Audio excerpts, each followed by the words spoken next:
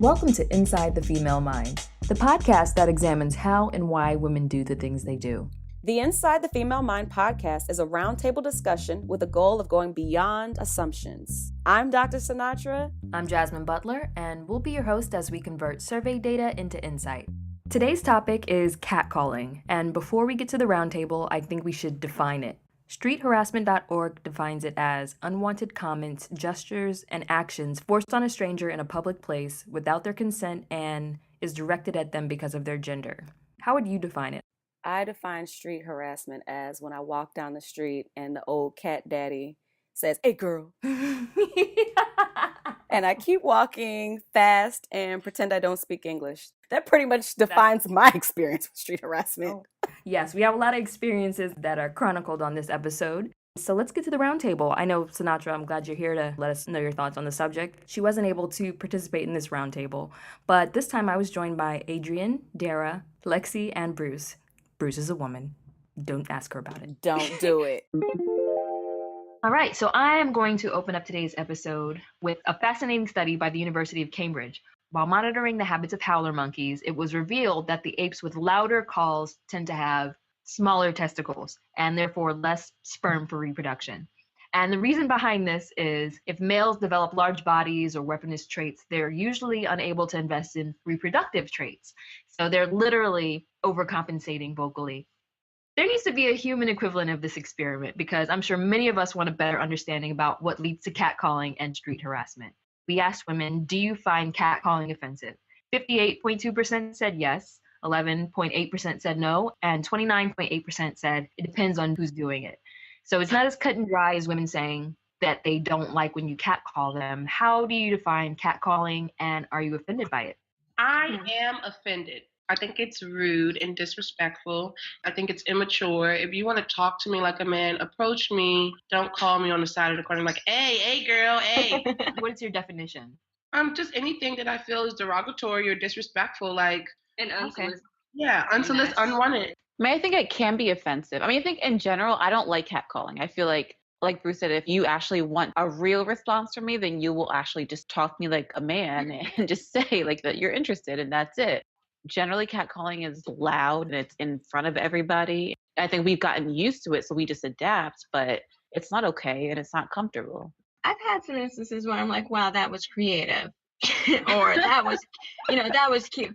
I was in the mall. It was right when Chris Brown came out with that song, "Excuse Me, Miss." In the video, he's dancing around. He's really trying to grab her attention. And this guy in the mall literally performed and sang the song to me. Now that was cute. That was creative. But I do consider that as catcalling. Okay. Would you consider it catcalling? That's my next question. Where's the line between giving a compliment and harassing someone? Yeah.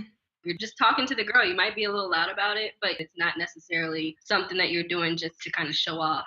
My sister I think she's been getting catcalled since she was younger and it just didn't really understand what it is. And she's like my little baby, but she is developed, you know what I mean? Yeah. And so she's like, there was a man who tried to talk to me and I just ignored him and walked home. And I'm like, It just breaks my heart, It does. For you to be underage, like that's the whole difference. Yeah. And then you have the men who, if you don't acknowledge them or if you don't accept it, then they start calling you a bitch and out of your And you hear stories like girls have gotten shot and things like that. Like that's why I started, like probably when I was in college, I started actually acknowledging men. I'll just smile and I just keep going about my way because I know what that can get to.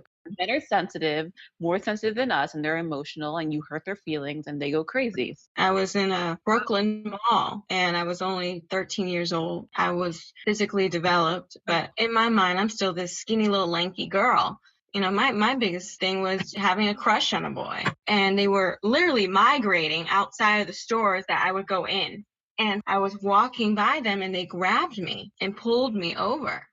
And my cousin was coming out of the store, my older cousin, she literally lunged at him. She's like, do you understand that she's 13 years old? How do you feel about yourself? And they're like, oh, she's 13. Oh, have her. They were grown men?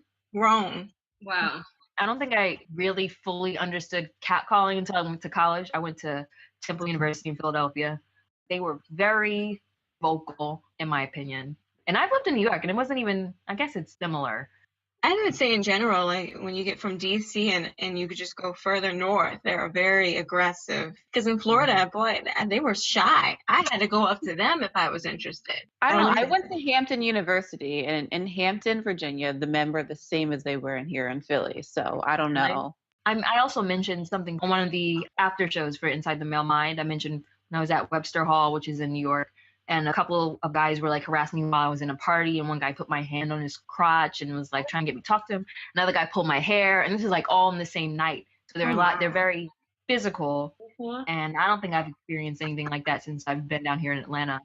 That's total violation of your personal space. That's what makes they feel like they're entitled to it sometimes. Yeah. And that used to happen to me in college, like specifically with fraternities. I won't mention any by name. I know exactly which one you're talking about. You know the ones jumping around. You know which ones I'm talking about. Like one literally licked me in the face, one bit my butt. It was completely over the top. And I think certain guys who feel like they have that status and they have girls like running after them. Yeah, they can do that. They feel like they can do these type of things. I think I've experienced the same thing from the same organization, but at Eastern Shore, University of Eastern Shore. But yeah, looking back, they do that a lot. And actually, one incident happened at their annual Halloween party where there was a guy who was in full drag, and he looks as beautiful as all of us, but he has his makeup on. They didn't know he was a guy, and they reached for his stuff, and it was a package down there just like this. And they were ready to fight him. They were ready to fight him and beat him up, but you touched them. Right, you know, you violated him. You crazy. Yeah. By the way, alma mater is North Carolina A&T State University. There you go.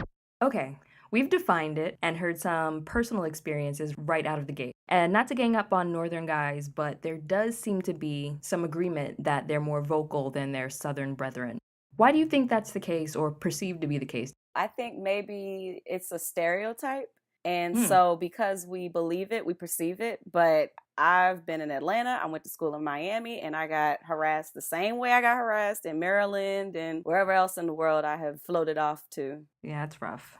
Speaking of New York, Lexi went through something that mirrors what a lot of teens experience. And according to a Cornell study, about 71% of women first experience catcalling between the ages of 11 and 17. And about 13% of them experienced it when they were 10 or younger. I hope that didn't happen to me. If it did, I blocked it out, praise the Lord, because that's just traumatizing. Did you hear about that new rule in New Zealand saying that schoolgirls have to make their skirts cover their knees?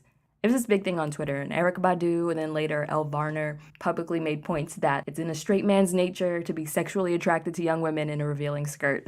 Oh, this was a couple months ago? Yeah, I think this was in like April. I remember that. Yeah, that's a hot mess. How dare you blame the women? That's disgusting. I don't care if I've started my period at age 8. Don't be looking at me like that. Right. So, these girls are sexualized and their bodies are pleased way before they can fully comprehend why. Like back when we were in middle school, I got sent home because my shorts were too short. We all got in trouble for our shorts being too short, which was very frustrating because I have abnormally long arms and they were using that fingertip test. I was getting ready to say that. Especially back then, I was just this lanky string bean. I wasn't complaining. We got to go home and go to the pool. Silver lining. My question to you is there a similar biologically based restriction directed at men and boys? No. I don't think so, because there's like this idea that we either lack sexuality or aren't allowed to have it. I'm going to actually have to challenge you on that because I was thinking about this, and I would say it's crying. And I would compare it to the whole wardrobe thing because women are told to cover up to preserve their value and men are told not to cry to preserve their value as a man. I think it's all under the same social system. Okay. I see what you're saying. Yeah. A restrictive gender role that's biologically based. Yes. Yeah. Okay, then definitely the crying thing. That's a question for Inside the Male Mind. Yeah. All right, so back to the round table. Speaking of fraternities, do you think the culture that teaches boys they're officially part of the Lion Pride and they've graduated to the Hunt? Because you know that episode of Blackish where Junior was being taught how to catcall? Did you see that? Yeah. No, I didn't see that, but there is a certain attraction that women have to these men, and they know it, but they assume that everybody feels that way. And in college is a completely different world, but in no means does it make every woman accessible to you. I don't know what they're being told in this process. I agree with you 100%. And like just thinking back on another incident with the same organization and that group of men made up a song about my breasts. Like as I walked on the main campus, and it was a funny song, but it was offensive. It was talking about my breasts and I like my titties and all this stuff like that. And they do feel entitled to do that. Like they don't feel like they're wrong doing that just because they're part of that organization.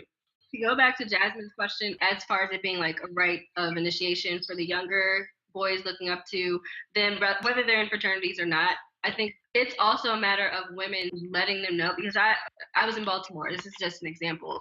Young guys, maybe 14, 15 years old, yelling across the street, "Hey bitch, hey bitch." And I went over there and stopped them. I said, "I'm not the one. I'm not this type of woman. This is who you're talking to." And they actually apologized for it. So I think when you set the standard and let them know, I'm not this type of woman, you're not going to talk to me in this way, especially when they're still young. Women have a responsibility to do that too, because not all young boys are raised in the greatest manner. So that scares me though. It was like a few months ago. I got off the subway. I'm walking, like not like minding my business. I have my headphones in, and these guys are apparently next to me. And like somehow through my headphones, I hear, "She's purposely ignoring us." And I'm like, I had no idea that they had been following me and walking with me this entire time. And they're young. They're like teenagers, but they're young. And I go to the turnstile to get out, and one of them tries to get in it with me. And like, even though they're young, I still feel like A, there's more of you, and B, y'all are all bigger than me. And You were saying we're back. So, Sinatra, have you ever had any run-ins with Greeks when it comes to sexual harassment? Well, number one, I have half a dissertation about fraternities and hypersexuality and all that good stuff. So check me out. I knew you were the right one to ask. So unpack this a bit, Sinatra. Have you gone to like a party where they make comments about you or your body? Honestly, I think there are certain fraternities where that's encouraged. Even if you don't identify with that, even if you're kind of like, I didn't really join for that, it's really part of being in the fraternity. They have strolls that part of the stroll is going over to a girl and stroking her down her leg, and it's all a performance, but it's all kind of required in order to be a part of at least the performance at that time. Right. Yeah, they definitely seem to perform masculinity. Definitely. All right, so here's our next segment. So how do you guys avoid it? I would literally take a different way home to avoid a guy who was always there. So it would take me longer, but I literally went out of my way. I feel like I just ignore it when it happens. I almost always speak. I say thank you or look at them just to pacify them. I've gone to the point where I try to avoid it any way possible. I've even changed gyms. I'm already uncomfortable going to the gym and getting motivated to look like Beyonce. And I was literally on what I call the gynecologist machine, where your legs are spread out and it works your inner thighs. And I was approached by someone at my gym, and he handed me a card and he said, "Give me a call." I said, "What for?" And he said, "I run a webcam modeling company and you would be great. You'd make a lot of money." That's porn. Here I am on this machine, "Hey, how you doing? My legs are out." I say, "Get away from me right now. Get away." And I shouldn't have to deal with that. What do you guys think of the 28.9% of women? They said it depends on who's doing it, because that's a chunk. That's like a third. I feel like they just want attention. Yeah, like anyway. Exactly. And maybe their self-esteem is not that high. So a certain number of women said that it depends on who's catcalling them for it to make a difference. And that makes me think of Laura Winslow and her stark difference in reaction to Steve Urkel versus Stefan Urkel. Stefan. That's how y'all say it. So do you think that like ignoring Carlton but giving Will a smile is shallow or just biologically honest? I know I'm getting all 90s sitcom here. Ooh, that's a good question. I mean, low-key it is shallow, because the only reason why Carlton and Steve Urkel don't get no play is because they're nerds, even though they're the ones that will bring it to the bank at the end of the day. Oh, God. Whereas Will and Stefan literally are only bringing good looks. That is shallow. But I mean, no like judgment. Honest. What do you think catcalling might be biologically honest? I don't know. I think catcalling makes me uncomfortable regardless of who it is. I mean, yeah, it does. I probably have a preference of who I would prefer to make me feel uncomfortable, but that sounds like an oxymoron, but okay. I would rather it be somebody at least around my age and not somebody old enough to be my daddy. What's the weirdest thing someone has ever said when catcalling you? Because when I was living in Philly, someone called me Rite Aid bag because I was coming from Rite Aid and had a bag. So yeah, I was in love after that. Wait, what? Have you seen that hashtag no woman ever? I was in deep thought, like, okay. Wait, okay, I wanted to read a couple. No Soul Keisha Cole said, in a world where women just want to be left alone, thousands of men with poor social skills will make them believe in love again. Hashtag no woman ever. Was my favorite. Imani Boyette. He honked at me while I was walking and yelled out the window. I liked how he wasn't afraid to tell the world about our love. Hashtag no woman ever. So it's so clever, and like someone else said, the joke structure is perfect. Perfect. So in our last segment, we get to the alternative to catcalling. So Sinatra, if a guy says, I'm just paying her a compliment, or I just want to get to know her better, what would you say? What's the alternative? Is green dress a compliment? Is Rite Aid bag a compliment? I'm confused. Okay, all right. Say no more. We've got it. We've got the difference between catcalling and really lazy urges, I suppose. All right, so here's the rest of the roundtable. Okay, so finally, what do you think is the alternative to catcalling in your opinion? Say there's a guy who sees a woman that he really wants to get to know, but it's on the street. What should they do? Hi, how are you? That's right. That's it. You Pretty just come up to us and just say, like, just yelling at women on the street is just never an appropriate, like, yelling at anybody on the street actually is not okay. So I don't know why we think it's okay to do it to women, but coming up to me and just saying, like, hi, how are you? Like, in a sincere way, I won't just keep walking. With my boyfriend, like, we literally met at the corner store, and he was already in there, and he was just staring at me from the time I walked in the store to when I got all my stuff. And I was like, why are you staring at me? And then he was like, you're just so beautiful. I didn't feel like he was running game on me. I felt that he was very sincere, and that's how the conversation started. I'm that difficult person that doesn't respond to how are you? I'm just like, oh. I am. That's awful. But if I'm like holding in the grocery store a box to make blueberry muffins and he's like, those are great. I'm like, really? Yeah, that's a good spread. And that's this week's roundtable. Big thanks to all the participants. As always, like the Facebook page, facebook.com/InsideTheFemaleMind, or respond to something someone said on the episode by tweeting us at @ITFemaleMind. And also, if you like the show, don't forget to leave reviews and share with all your friends, male and female. And we'll see you next time.